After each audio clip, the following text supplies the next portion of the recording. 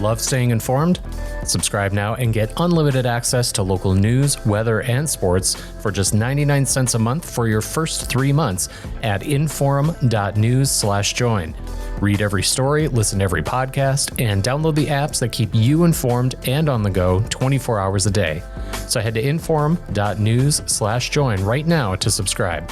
What are you waiting for? Get 3 months of local news for just 99 cents a month at inforum.news/join.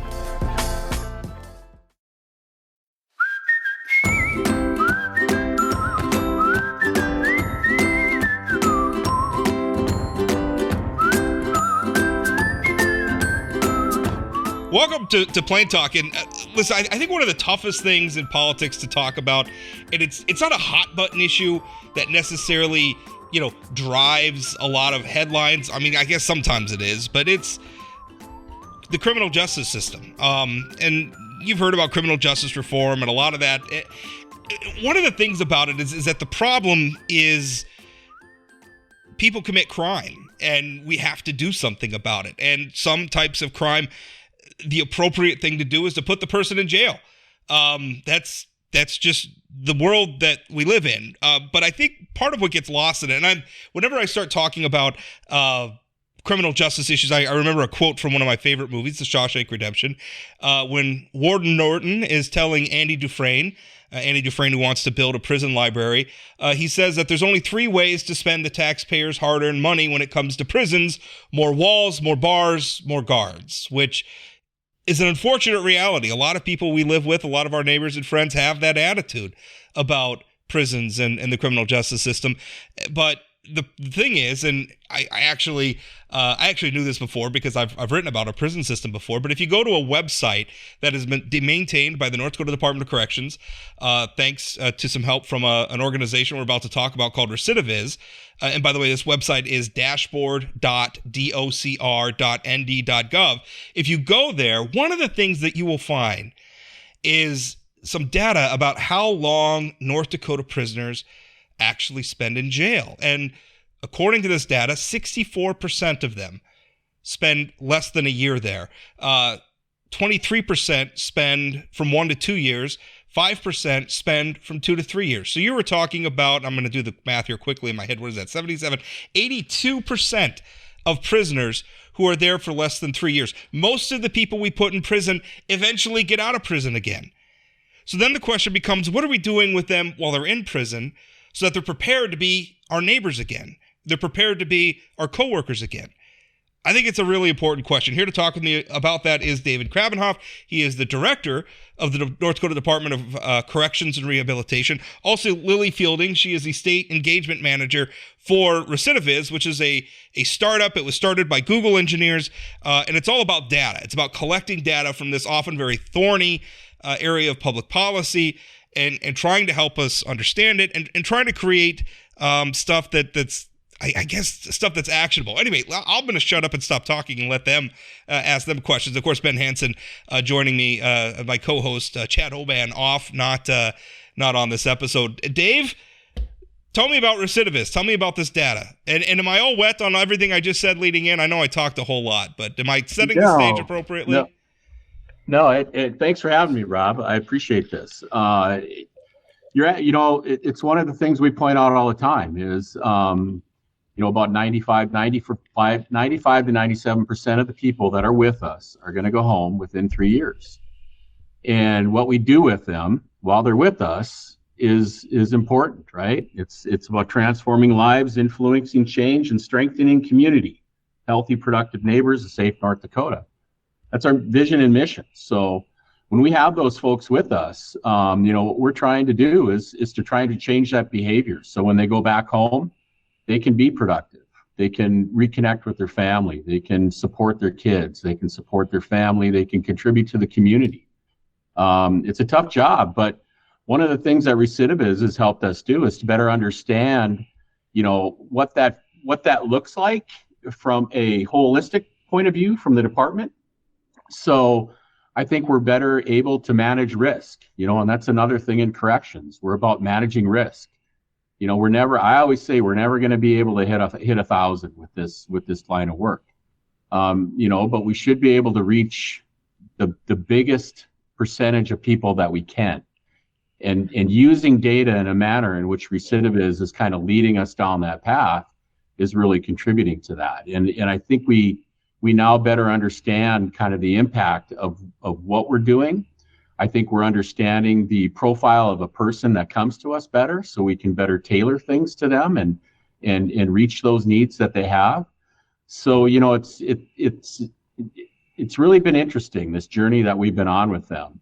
Not only has it led to more transparency, I think, of what's happening in our department here, the DOCR, but also, you know, what we can do to help people better understand what corrections is. You know, you mentioned the Shawshank Redemption. I think people form their opinions of a correctional system really from those kind of things, and have this belief about, you know, what it is. Well, and, you know, and what we're trying to do with corrections. Yeah, go ahead, Ben. Dave, let's set a baseline there too for our listeners. In the state of North Dakota, generally speaking, how many prisons are we looking at statewide, and what do you have a rough average of incarcerated persons in the state of North Dakota on a daily basis? Again, it's going to change day to day, but in general, and what's the trend line been like in the state of North Dakota for the last 10 years? Are we a outlier in percentage of our population incarcerated versus our neighbors? Are we right around the same? Can you give some perspective and context to that before we jump into the data? We're over 1,800 now, 1,800 people on a daily basis locked up here in North Dakota. So at DOCR, we own and operate the North Dakota State Penitentiary in Bismarck, the Missouri River Correctional Center, which is our minimum custody facility, which is south of town here along the river. We also have what we call Heart River Correctional Center, where we're incarcerating some women now in Mandan that share a campus with the Youth Correctional Center. And then we have James River Correctional Center in Jamestown, which is our medium custody facility. And we also have Dakota Women's Correctional Center, which is a contract basis, which is run through a contract with Southwest Multi-County Correctional Center. And that's a contract facility that we have for women, and they have about 130 women there. But this last session, though, we got funding to build a new women's facility in Mandan, and we plan on doing that on the campus at YCC. And Dave, at 1,800 a day average, has that been an increasing, decreasing trend line in the last 10 years? How does that compare to 10 years ago, say? Well, the last 2 years, it's been increasing quite rapidly. When the pandemic hit, obviously that we did everything we can to de-densify our facilities just so we could have space as best we could to manage that virus as it was moving through our institutions. So we dropped to a low point, and then you know, you can see this all on the dashboard too. It shows you really good graphically what's going on our public dashboard. Mm-hmm. But we've been increasing quite dramatically recently after the pandemic. Well, you know, COVID's still here, but we've been increasing pretty dramatically recently, and we're full. We're full as a system. We're full with men. We're full with women. You know, so we're looking for alternatives, and you know, that's one of the things that we're also working with Recidiviz on too, as well as, you know, what can we do as an alternative to those hard prison beds that won't impact public safety in a negative way, and can still have those people serve their sentences which have been imposed upon them. I actually just did the math. I had the website open, and I did the math on it. So from September of 2012 to September of 2023, which I guess is 11 years. I don't know why I did 11 years and not 10 years. Anyway, we're talking about a 27% increase from 1456 to 1849. Which is pretty big. Although, I mean, I suppose the mitigating factor would be, I mean, North Dakota's seen some pretty significant population increases during that time as well. But you know, I mean, that's growing. I mean, that doesn't change the fact that we've had to build more beds. We've had to have more guards. We have to have more resources. Lily, what is Recidiviz? You come to a state like North Dakota. What are you hoping to accomplish with us? I mean, you're a nonprofit, so I'm assuming profit isn't necessarily the goals. You have an agenda. I say that bad. Agenda sounds like a pejorative. You have a goal. You have a mission. What is that? A mission. There we go. Yeah, there you go. Mm-hmm.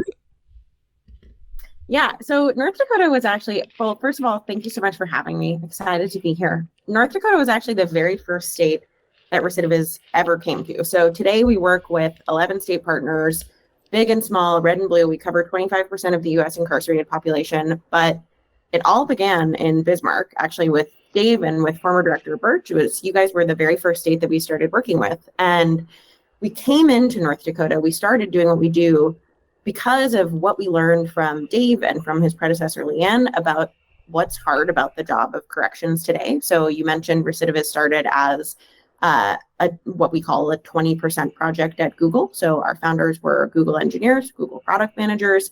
They were working on public prison and jail data scraping. And the goal at the time was to increase transparency in the system. They got into a room with then Director Birch, and she said to them, what you're doing is really cute. It's really nice, but the problem you think you're solving is not the biggest problem facing corrections. We don't have an issue with transparency. The problem that we have is we have a lot of data, and it's in these 1970s era mainframe systems. And so we can't use it. We can't actually use it to make decisions.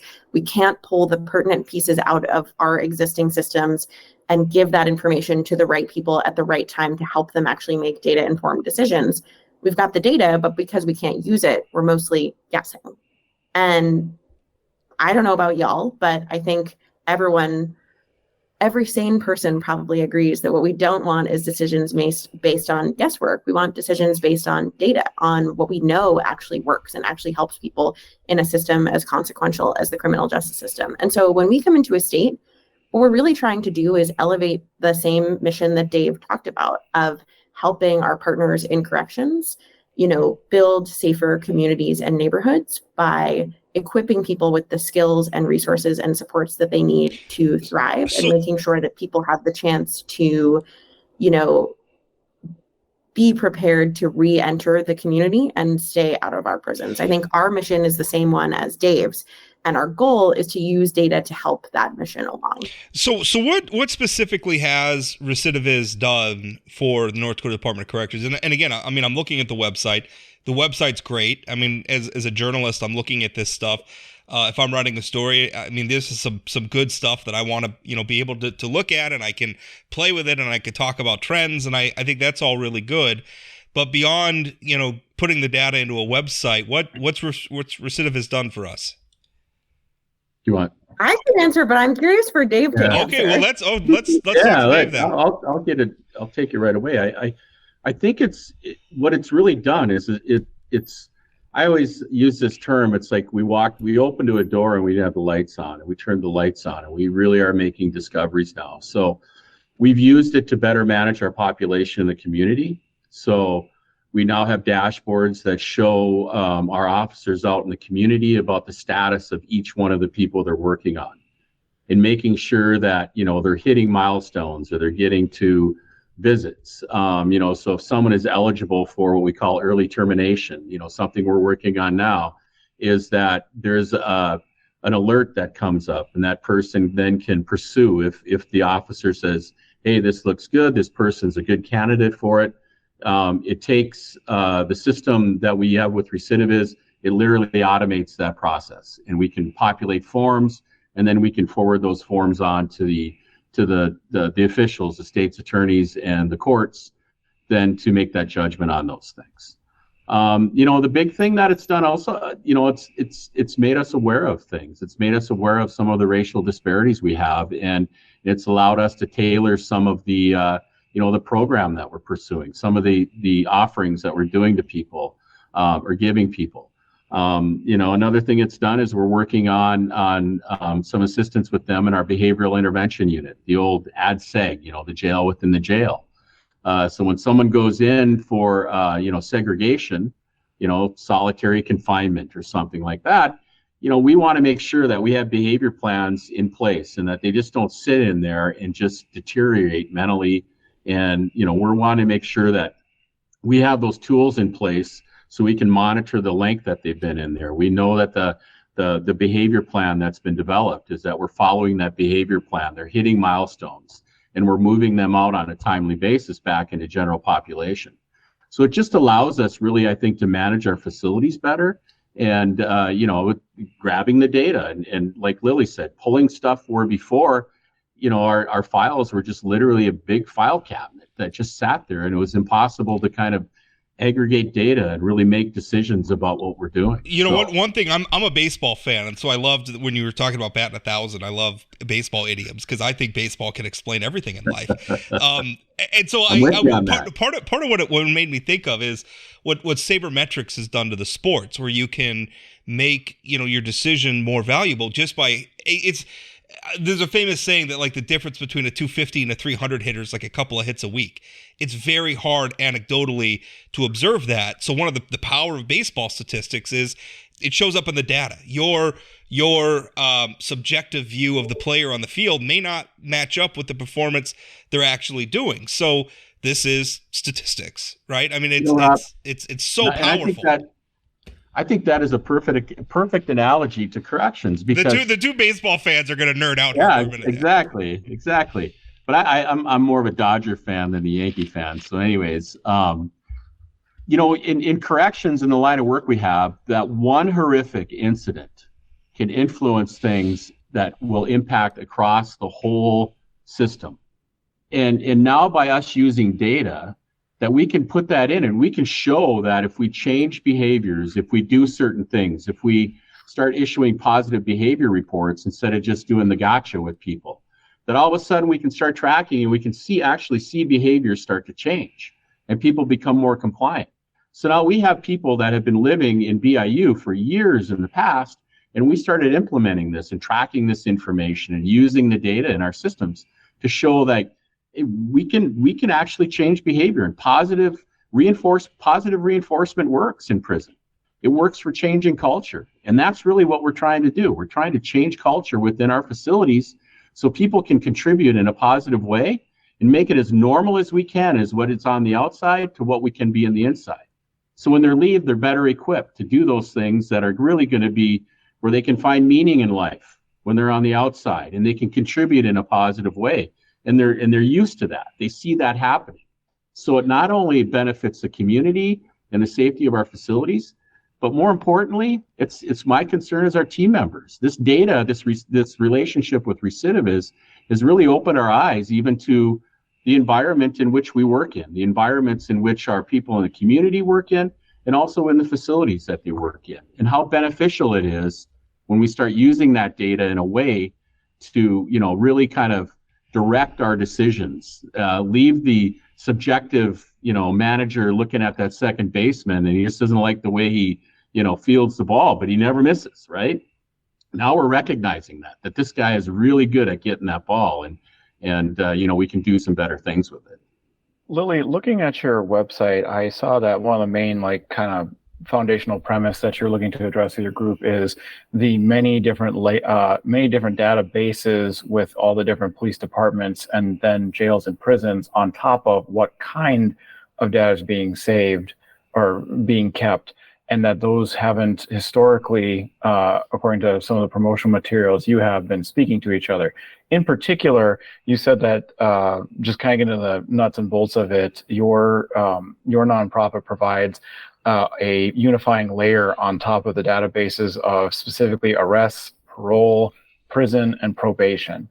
And so I wanted to ask, when you say that you're here in North Dakota, is that something that you're doing here in North Dakota? And then whether it's in North Dakota or not, how do you keep that information safe from security breaches? Because I imagine, there is a little bit of a double-edged sword element that once you open that door, that much more information can be accessed when everything is stored into one place. Can you speak to both those things? So I can definitely speak to the first one. Then I can put on my security officer hat and try to speak to the second one, but I only play a security officer on podcasts, and we have a great security website I can give you for your show notes too. Just use baseball metaphors. You'll make it right through with this crowd. No, I think I'm not as equipped for those as everybody else here, but I'll give it my very best shot. So to your first question about how we aggregate the data into a data layer, that I think is one of the biggest value propositions of the work that we do, because there are so many data silos when we talk about the criminal justice system. Not only does everybody maintain their own database and those databases don't talk to one another, but even within departments of corrections, there are usually multiple case management systems. Sometimes there's one for field and one for facilities. Sometimes there's one that you tried to deprecate in 2004, but you could never actually get rid of it. So now everything has to be updated in 2 different systems, even though you tried to migrate it over. There's a lot of different databases, and they really don't talk to one another. And so in North Dakota, we're focused very much right now just on the corrections piece, but we're integrating data across 2 different systems, one that's for the prison side of the house and one that's for the supervision side of the house. And so what we're doing is every night we get a nightly delivery of data. And it's a wide range of data from across these 2 different case management systems that powers all of our tools and the analysis that we do. So it comes to us, it's automatically ingested into our data layer.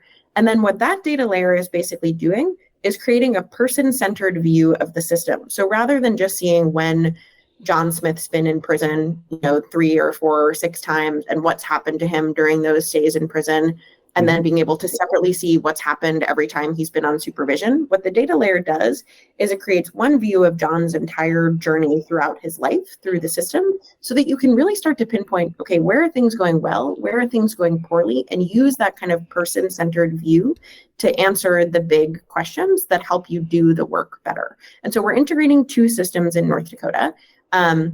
You could see us potentially going on to extend and add in other systems from other pieces of the criminal justice system, but right now we're very corrections focused. And then to your security question, the initial process of setting up the transfers from North Dakota systems or from any state systems to ours takes a little bit of time, and that's because that's when we're building out all of the infrastructure of the pipelines that will keep that data really safe and secure. So we're CJIS compliant, which is basically fancy terminology for the federal government has affirmed that we're going to keep your information safe. And then we have a whole bunch of our own kind of information security practices that our whole team adheres to, both like physical information security and cloud security. Like I said, that's about as well as I can do, not being a security engineer, but I'll give you our very robust security website if you're interested. Lily, I'm as I'm hearing you talk, I'm imagining, and I think this is what you're saying, but because I think it's really interesting if I'm thinking about this right. But does the system so granular that I could go in and look at some sort of an incident, like a safety incident maybe, and look at the personnel maybe within the prison that is involved and say that for some reason there's a lot of safety incidents around this one particular guard that you can then flag and go in and say, okay, does this person need some more training? Or the opposite's true. For whatever reason, there's a guard and the prisoners that they work with, or maybe it's a parole officer, and they do really, really good. And then you can look at this person and say, what is this person doing differently that we could maybe replicate because they're doing a good job? Is it that granular that you could look at that and sort of find, okay, I mean... Yeah. So, Rob, you've invented a tool that's on our roadmap for the next 6 months. I don't know if we're legally required to pay you for it now. You can have it for free. I'm not going to charge you a single thing for that. Okay, we appreciate that. We're a nonprofit. So it is that granular.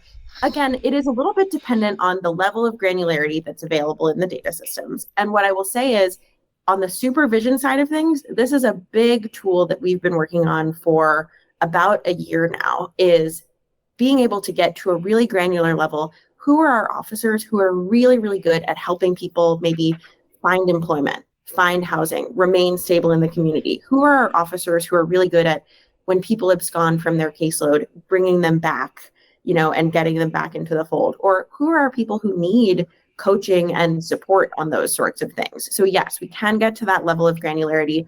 We're actually doing it already on the supervision side of things and starting to figure out what it looks like to take that infrastructure and bring it over, to your point, to prison incidents or other key outcome metrics in prisons. But yeah, we can go that deep with it. Dave, and then we'll also go to Lily if she'd like to jump in on it. I saw on the Recidiviz website that you worked with 34 states, so the majority of them, with their response to COVID, and that allowed for more prisoners to be released in a more, what was described as more quickly or more efficient way for nonviolent offenders. I want to know, one, did that happen in North Dakota? Did you work with them in North Dakota for your COVID response? And two, what was the end result of that? Were more people released? What was the bottom line result? And Dave, I'll let you start. Great question, Ben. Yes, we did. So that was one of the things I mentioned. We had to really thin out our facilities just to manage that the COVID virus when it was here. So we reached out to Recidiviz to go through and find those most appropriate candidates for, we call it, community placement program.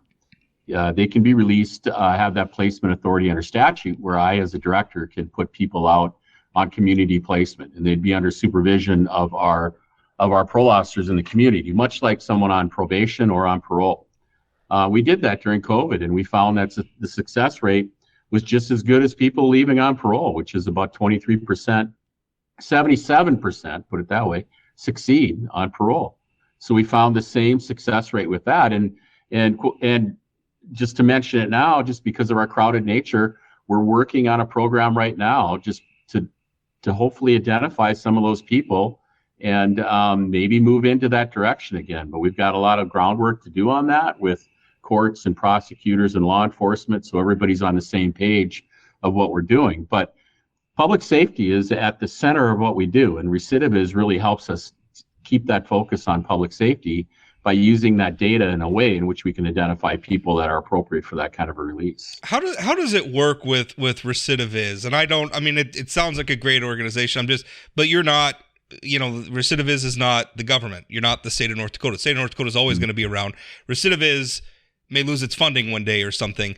So, if that were to happen, how dependent on Recidiviz is the state of North Dakota for these tools? Like if Recidiviz went away or something, and I'm sorry, I'm not saying that that's going to happen, but No, from the taxpayer perspective, like how does that work? Like, are we developing this stuff so we can maintain these systems even if Recidiviz isn't going to be in this business anymore?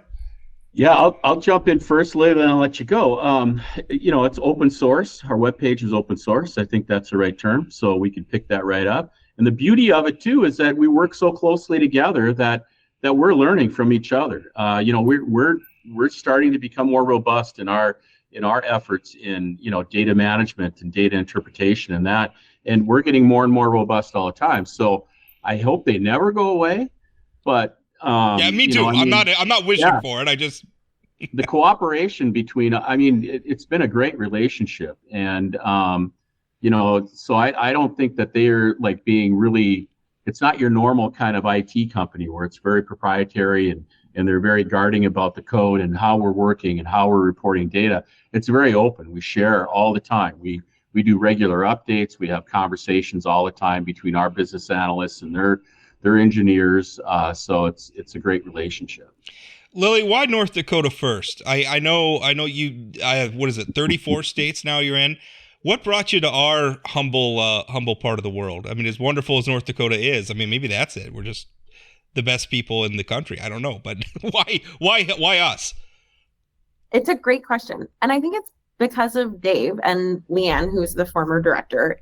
You guys have very different, very visionary corrections leadership in North Dakota. I think for a long time, there's been this like kind of running narrative of corrections doesn't really control the size of the criminal justice system, right? Corrections has an open door policy. If somebody is sentenced to prison, they're going to come to prison. Corrections has to take them. They're going to stay for as long as the judge said they have to stay. They're going to go out and maybe they'll come back, maybe they won't. But actually corrections has much more control, much more discretion than we've ever given them credit for as an agency. Corrections is helping to deliver the programs that will determine, whether or not somebody leaves prison with the skills that they need to succeed after they leave. They have discretion over whether somebody returns to prison on a revocation or, receives a lesser sanction and stays in the community with their family. They have discretion over whether people have access to opportunities to earn credits while they're incarcerated. And so there's all of these big decisions that really are major factors in determining the shape of the system that corrections has control over. And for a long time, a lot of corrections directors have shied away from accepting that discretion because there's fear and risk associated with doing that. But I think in North Dakota, there's a really unique point of view, I think, and Dave can speak to this too, maybe informed by, the tight relationship that you guys have had with your Norwegian counterparts and kind of learning from some of these like Scandinavian corrections practices. But I think there's just a really different point of view here. And so it was really, really ripe for us to come in and start to up level some of the amazing work that was already being done with data. I think that's how we got here. Well, it's really interesting story, and once again, if somebody wants to log on, I promise you, if you log in, you're going to learn something new about our prisons. The website is dashboard.docr.nd.gov. The acronym is Department of Corrections and Rehabilitation, DOCR. That's dashboard.docr.nd.gov. I'd recommend taking a look at it. And I imagine, I was just going to say, most of the public's probably not as interested in data as I am, but we're also talking about this podcast, which is a whole lot of nerds that tune in every week for in-depth discussions about North Dakota politics. So I imagine you guys are going to be fascinated by this. You should go take a look. Dave, Lily, thank you so much for coming on. Hi there, my name is James Wallner. I produce and host the podcast Dakota Spotlight, a true crime podcast that tackles historical and unsolved crimes in the upper Midwest. Follow along with me as we search for a missing girl, attempt to solve a 45-year-old murder, and much, much more. That's Dakota Spotlight Podcast, anywhere you get your podcasts, or at inforum.com/podcasts.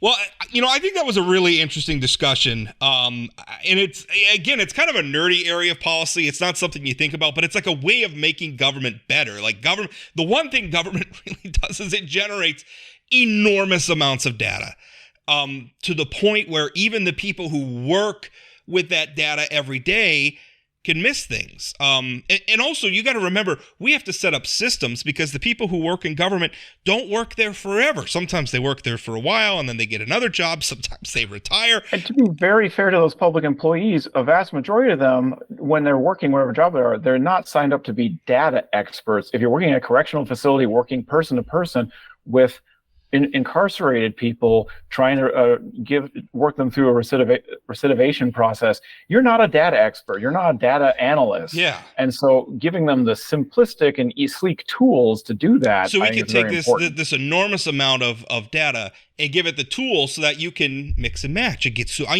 think it's like to get super granular, even right down to like personnel, and say, well, this person is like an outlier, and like everybody around them is doing really, really good. So what is this person doing right? Let's have that person, let's learn from that person. Are they doing something special? Is it their personality? Is it their approach? I think stuff like that's really exciting. And if we can make this better, because again, if I can leave people when we think, sometimes we only look at the prison from like the end, like somebody did something and then they get convicted and then they go in jail and then it's like we just forget about them, and we can't do that. Most of them get out again. So what are we doing with them while they're in jail so that when they get out, they can get a job and get, one of the things on the website that I was looking at was the I'm scrolling down here to find it, the cumulative recidivism rate. And so they actually, and I mean, granted, they have it back to 2012, but I mean the data, going up to 2021, they're obviously still accumulating the data. But you can go, for instance, we look in here 3 years after release. We're talking about a 40% recidivism rate in 2012, 36% in 2019. That's a lot of people who are going back into prison. That's I think something we can attack. How can we make it so that people who get out, don't go back in? Because what you're referring to goes directly to the other major issue with the prison system in any state and North Dakota. How many slots do you have available, and how much does it cost? The prisons are packed, and some of that is our rapid population growth, right? I mean, if some of it, I'm making up a statistic here, but if 5% of the public, commits a crime for which you can be incarcerated, if it's a big number if you're talking about 5% of 100,000 or 5% of 1 million.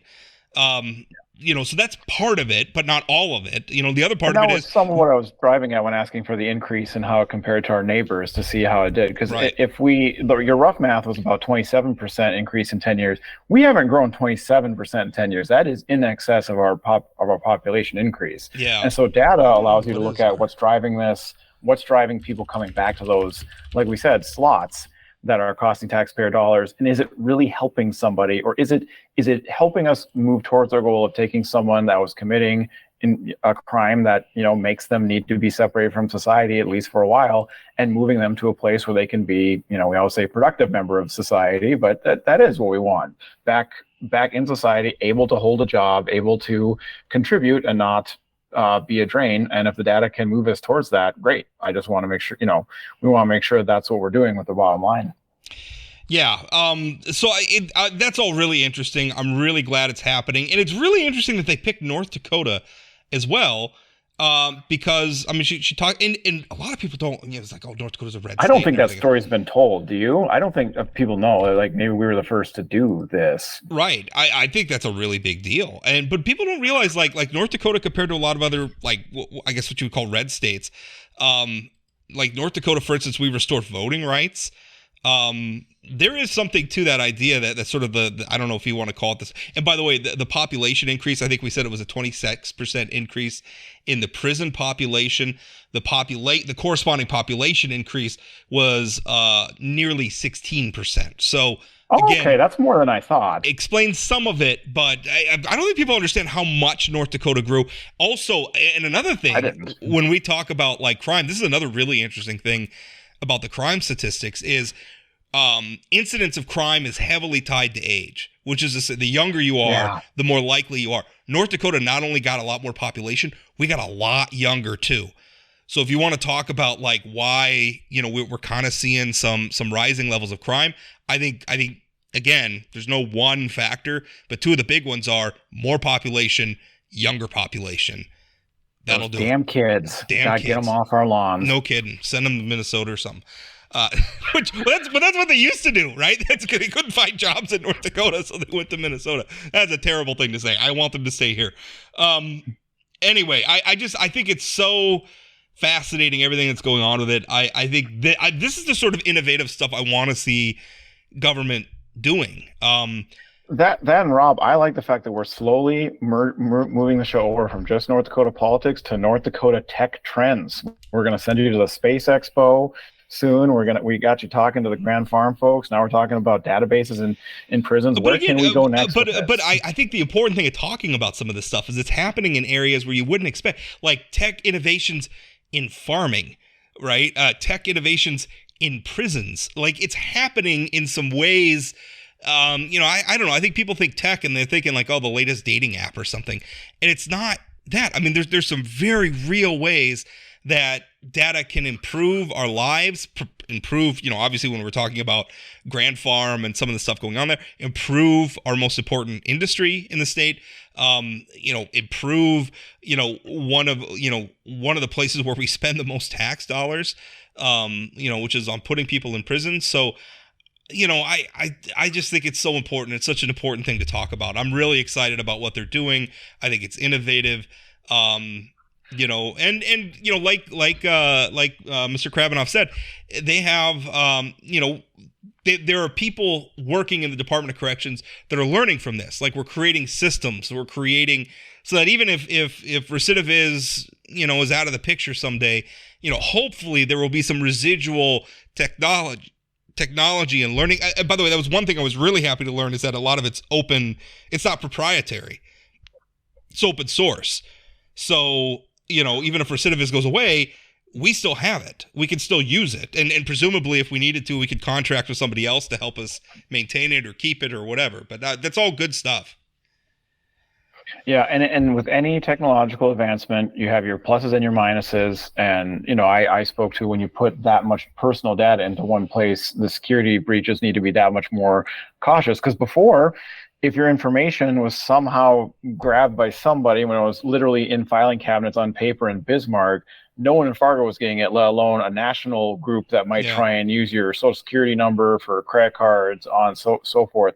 And that's not pointing any fingers at the people who are working on it. It's just something that we need to be cognizant of and get ahead of to make sure. Although that's across our society. I mean, you think of how many retailers have your credit card information and your address. Major and all that data stuff. breaches. I mean, that's it seems to happen so often. It's almost not even news anymore. So.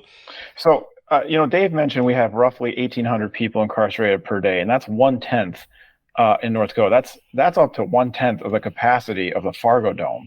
And speaking of the Fargo Dome, see, Rob, I'm trying to work on my transitions. I was gonna actually do a thing where I said, "How are we gonna segue?" Well, we pay for prisons in part with property taxes.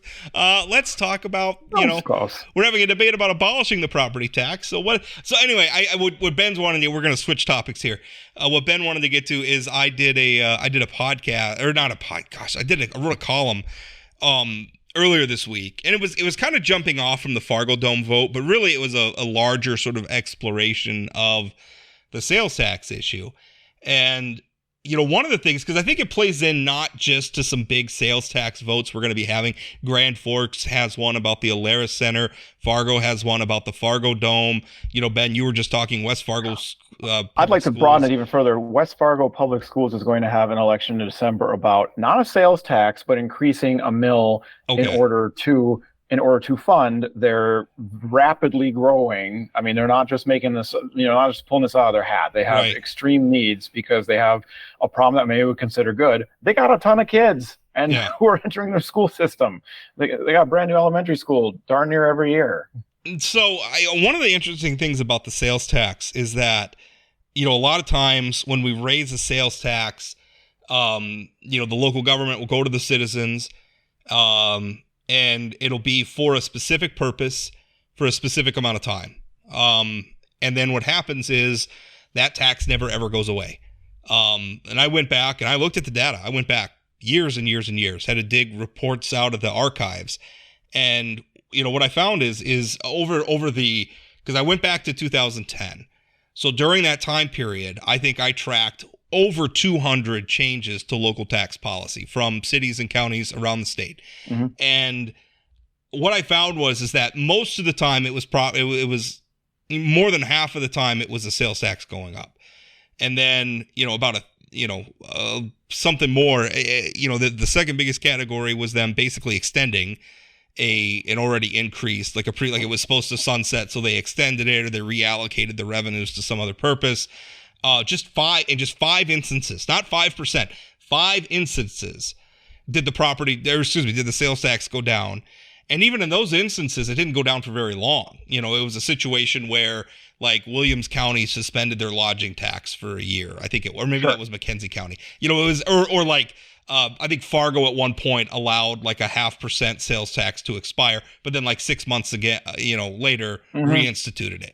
So point being, they move on past that. So Rob, I guess I have a question for you when it comes to all these local elections. I would say there is a valid perspective from, in this case, city leaders saying, well, I don't know how much more, consent of the public we can get than opening up an election and letting people simply have a majority vote on it. And if they do, that is the will of the people. I have a genuine philosophical question for you that I am torn on.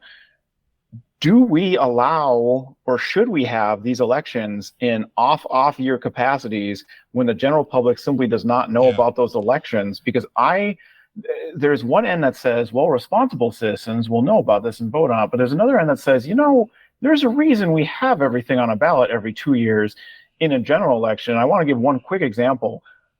My neighboring city here in Fargo, Moorhead, used to have off year elections. They elected their mayor and their city council on like 2019, or they would have elected it this year.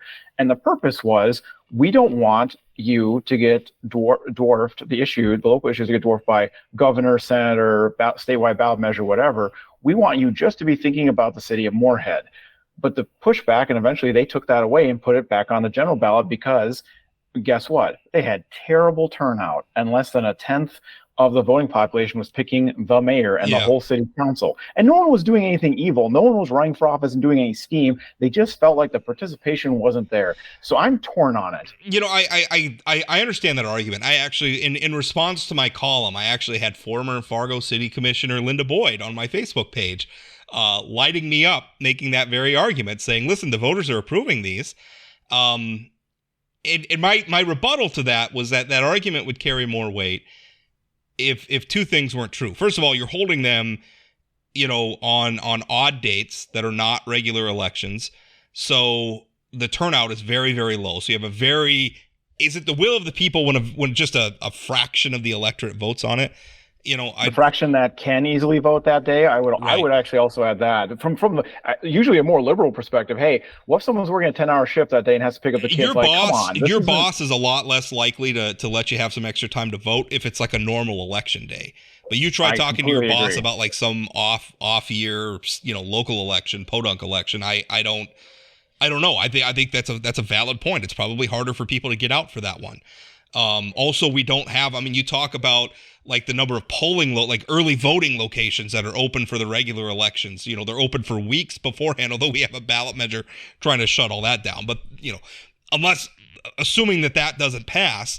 Regular elections have weeks of open voting. You have vote by mail. You have, and these absentee votes. And a lot of times these don't. So that's a problem. The other thing is a lot of times when locals don't get the tax increase that they want, they just keep doing it over and over again until they get the vote that they want. And admittedly, but they there's do change a back and it forth sometimes. there because there are plenty of candidates, including, for example, current U.S. Senator Kevin Cramer ran for federal office 5 times and lost each time. Should he have stopped running? Well, the people apparently disagree because they've made him a U.S. Senator now. So is it bad to keep trying? Especially because, and admittedly, country. a lot of times, they'll make modifications to the proposal.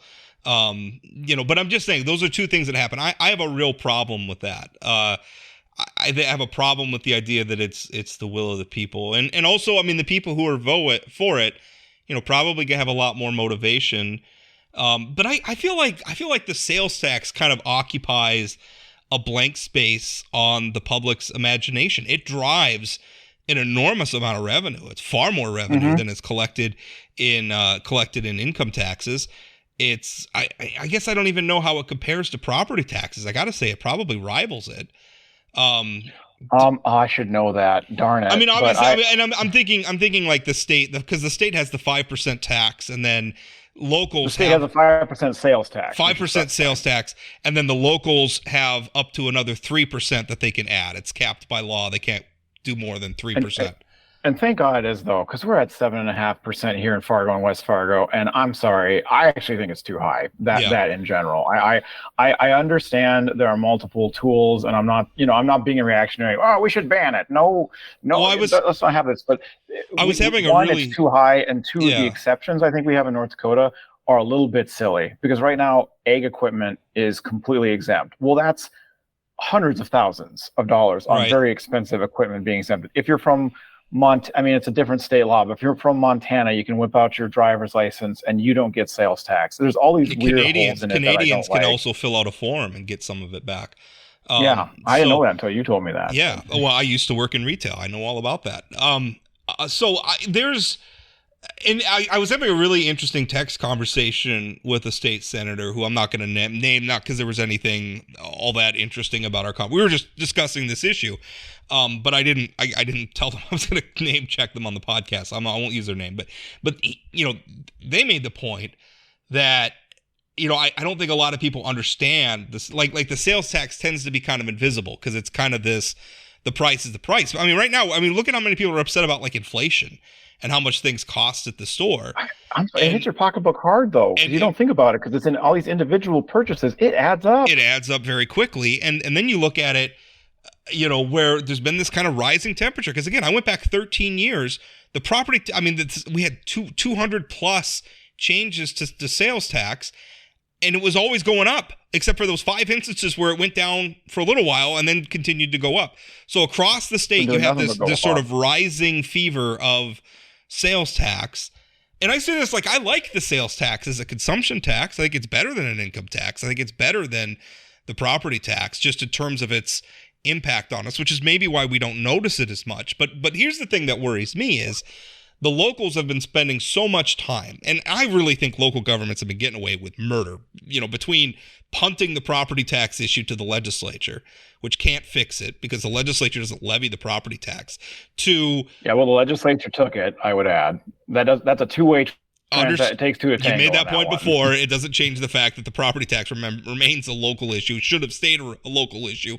Shame on the legislature for taking it up. But the other thing is, we have been gobbling up our capacity they've been gobbling up their capacity to have the sales tax. So let's imagine a world where next year North Dakotans vote to get rid of their property tax. And they very well could. I was just out talking to my neighbors, and what are they all upset? We just got our property tax statements. What are they all upset about? Their property taxes. They're sick of it. This property tax measure, despite the fact that, some of the people backing it are maybe not, I would argue, are not representative or not people who are all that popular with North Dakota. The idea, I think, may prove very popular. It may very well pass. So now what are locals going to do? You've already gobbled up. Like, all of a sudden, we've taken this massive pie away. Now you're dependent on Bismarck for the revenue, and the taxing, the sales tax, which is the other, big opportunity to raise revenues. You've already gobbled up your capacity on that by all these increases that we've been doing over the years. And obviously, that's going to vary from county to county or city to city. But I mean, it's a really interesting thing. And again, I don't think people realize how much we're paying in sales taxes. Ben, talk a little bit. I'm going to look that up, actually. Well, and so as a counter to you, I broadly don't like the sales tax as a device. Again, broadly, not saying eliminate, not saying get rid of it. We have over-relied on it. Most, frankly, red states, I feel, lean towards that because it is more electorally popular to cut income taxes, both personal and corporate. And when you look at property taxes, so the reason I don't like it is you have to have income in order to have an income tax. Most of the necessities on the sales tax side, you have to be, quote unquote, have to be buying in order to kind of live, in order to be, you got to spend money to make money in a certain way. There are certain states that exempt things like clothes or groceries from sales tax in a way that I think we could do much better at, that would help and enable people to keep more money in their pocket who are trying to work their way up to more of a middle class status standing. And I think when it comes to property taxes, we're a bit of a victim there. Not victim, take that out. There's a phenomenon there of the frog in the slowly boiling pot of water. And what I mean by that is when you get your property tax, it's one big number, and it upsets me, because you get to see the increase from the previous year. Your sales tax goes up, but you don't truly see it. You see it on your gas station receipt, but you're not looking at that in the way that if people could see the add up of what they pay in property taxes as a consumer from year to year, I think there'd be plenty frustration on it, and you'd be seeing some political campaigns being ran on it, on what I think would be very moderate proposals. Run for governor on a platform of, I'm going to take sales tax statewide from 5% down to 4%. And that's going to be money directly goes in your pocket when you purchase anything. I don't buy that, because the other problem is the other problem with it, because that's the argument you're making, is that the sales taxes are aggressive. And that's the thing I hear all the time from progressives. They don't like it.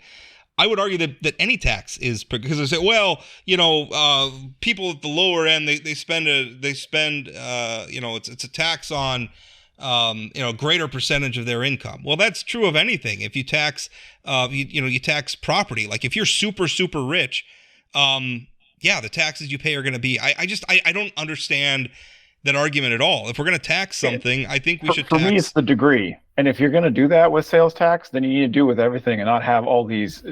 We have a lot of loopholes in our sales tax that go to the upper end and higher end purchases. Yeah, get rid of the loopholes. Don't give me that if we're going to rely on sales tax. My rebuttal to it is too. It's. I think that. Listen, I think everybody should have some skin in the game for paying for their government. Even if you're poor, you're at the bottom. I'm fine with a grading scale or even providing some exemptions for necessities. Like we exempt food for the most part. We could exempt clothing. I'm fine with doing some of that. I would like to, but generally I like a flat tax, and I think everybody should have some skin in the game. And it's very politically popular to go to certain constituencies and tell them we're gonna give you a tax break, but not those other people over there. Tax the rich, like. I think that's a foolish game to play. Are you talking flat percentage wise or flat dollar amount? Because I don't think flat dollar amount's fair at all. But flat percentage. Okay. Flat percent. For the sales tax, I mean that's all it is. It's just a flat percentage on just about everything. And again, I would be fine with some carve outs for the things you need to live, food and clothing. But beyond that, for the most part, it's 5% on everything, no cap. If you're super rich and you're spending more than everybody else, you should pay. I don't see why that's such a problem. I don't understand why the sales tax is, I see a lot of progressive, I guess, pushback on it, and I don't understand it. Maybe that's because I'm a conservative. I don't know. I'm looking here. I'm looking at the OMB's revenue reports. I thought that would be the quickest way to find it. So I'm looking at the report for June 2023. So that should be the end of the biennium. The amount of sales tax that North Dakota collected was $2.13 billion. 2.3. That's just the 5% state sales tax. Now, to compare that, the individual income tax we collected $938 million. Corporate income tax around a third. Less than less than half. Corporate income tax about $521 million. And again, these are general fund revenues, so it's hard to compare to like the oil and gas tax and stuff like that, because not all that goes into the general fund, but it's an enormous amount of money. The sales tax is really a lot of money. And then you think, well, how much is, the city of Fargo? What's Fargo at now? 2.5%? For their local tax overall. So if the state's if the state's pulling in $2.1 billion on 5 points, what's Fargo pulling in, right? I mean, what's West Fargo pulling in? That's a lot of money. A lot. And if you think about it, like you talk about it, like that's money that's coming out of your pocket. You talk about like your income tax, it's a lot more than the income tax. Now, to be fair, I think most of the increases in sales tax in my lifetime in Fargo were on the ballot. They were approved of by the citizens of Fargo, and majority, not all, of course, majority. And I believe most of those were on either June or November ballots, so they weren't even a side special election. So I mean, the will of the people factors in here. When I wrote my column, it wasn't me necessarily even arguing against the convention center for the Fargo Dome or in Grand Forks the Alaris Center or anything like that. I'm not arguing against that project. I don't live in Fargo. I don't really have a dog in that hunt. I just think that people need to be thinking about what we've been doing with the sales tax, because it's been on an upward trajectory almost constantly for a long time. And we need to be thinking about it in the context of what happens if we do away with the property tax. I don't know that people are thinking about that, and we need to be. And also you need to understand how much the sales tax costs you. It's 5% of just about everything you spend in the state of North Dakota in a given year. More, and then plus if you live in my town, plus whatever points your local is adding. So I think it's more than fair that both municipal and state officials should be thinking very seriously about our reliance on the level of sales tax we're levying right now. And again, it's capped. It is capped at 3%. I guess the legislature could do away with that cap if we wanted to go higher, but that'd be the worst idea ever. But also, there's a point at which, if you're Fargo, and all of a sudden your sales tax is 2 or 3 points higher than Moorhead. I guess I don't even know what Moorhead's is, but there's an upper level where people are going to start going across the river to shop. I'm almost certain it's lower, but I'm not 100%. So that's on the sales side. The reason I wrote the column is I think people don't understand when it's and that's the other thing that really bothers me. If don't bill the sales tax increase as temporary if it's not going to be temporary. And I understand some of that is if it's a 20-year window that you raised it, a lot of the people who were in office when it got raised initially are not going to be around 20 years from now.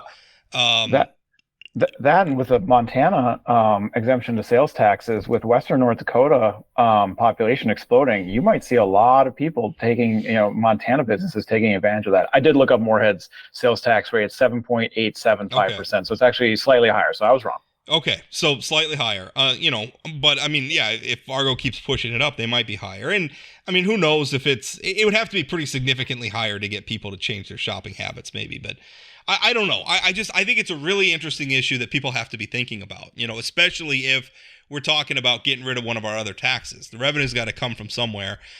It's not, there's not, as much as I believe that there is waste in government and there's a lot of things that we're doing that we don't necessarily need to do that we could clean up, that ain't going to pay for it all if we get rid of the property tax. I think the people pushing the property tax measure are selling some snake oil about, well, we could just use the legacy fund. Well, we could just cut a bunch of budgets. Okay, tell me what the cuts are, and we'll find out from the public how popular those cuts actually are. there's all of those things. I would echo those. And I think there's a secondary factor going on here that I think we need to have maybe a universalizing of how do we make these decisions? Is it okay to have off year elections? Do we want this on the ballot? Do we want this? Something I actually supported that Al Carlson did when he was majority leader when I was in office was move statewide ballot measures from being on the June ballot to the November ballot, because the philosophy was we get more people voting there and more North Dakotans should have a say on a law that's going to affect all North Dakotans. And there's an argument for that. So it's funny, just as we're talking about this, I just got a press release from the North Dakota Secretary of State's office, and it says the ballot measure that would on voting that would eliminate like early voting and all that stuff has been withdrawn. Yeah. Yay! So I'm trying to read here. The sponsoring committee chair informed the Office of Secretary of State that she would not accept the title as drafted, which must be a fair representation of the measure as is required under North Dakota Century Code. Do we have the title? Yeah, I do, but it's like a paragraph here.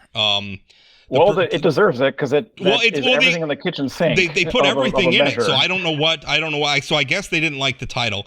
Essentially what it says is this initiated measure amends Articles 2 and 3 of the North Dakota Constitution and repeals Section 16 of Article 4 of the North Dakota Constitution. This constitutional amendment prohibits early voting, voting by mail, except for absentee ballots, criminal and civil penalties for petition circulators and sponsoring committees, ranked choice voting, petitions I missed that it did ranked choice voting. I didn't even see that.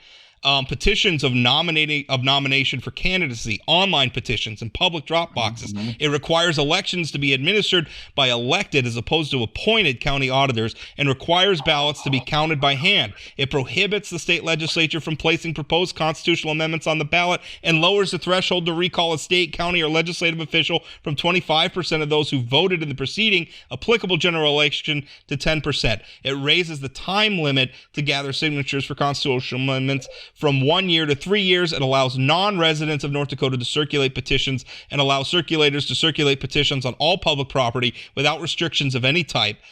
This amendment requires that the individual ballots be made public on the Office of Secretary of State's website for no less than 6 years. This amendment also provides that violation of the new section in Article 2 results in a fine of a minimum of $1,000 and a maximum of $10,000, as well as personal liability to those whose rights under the new section have been violated. So essentially what I just read to you was the proposed title. So what happens is people bring a proposed ballot measure to the Secretary of State. Secretary of State has to propose a title. It's going to be on the petitions that get circulated, and the purpose accurately represent what they're voting to on. accurately represent what they're signing on, right? And it kind of feels like it. So it seems like what happened is, and I don't know that a lot of people are going to listen to the podcast, so there'll be a lot of reporting about this. But essentially, what happened is, it seems the petition circulators didn't like that title, and so they've withdrawn it. And I guess my response to them would be, I don't know what their argument is, but I'm thinking that seems pretty representative of what you were asking to circulate. Not only is that accurate, but if you're going to touch on all those things, you need to fully disclose with everybody that that's what you're asking them to sign. So, like, I don't think, and by the way, this ballot measure is why we need reform to the initiated measure process. And I realize everybody treats that like a third rail. How dare you take away rights from the people? No, we're going to take away the ability of snake oil salesmen to bamboozle voters by jamming a bunch of topics into one ballot measure. And the process has got to be reformed. I think that's the upshot from this. But we'll end the podcast there. Thank you so much for listening. I'm sure I'll be writing something about this breaking news, so you can look for that. And also, once again, the people we interviewed earlier, it was Recidiviz, it was Dave Krabbenhoft, who's the director of the Department of Corrections and Rehabilitation. Don't forget that part. Really, really interesting stuff. Worth checking out. Thanks so much for listening, and we'll talk again.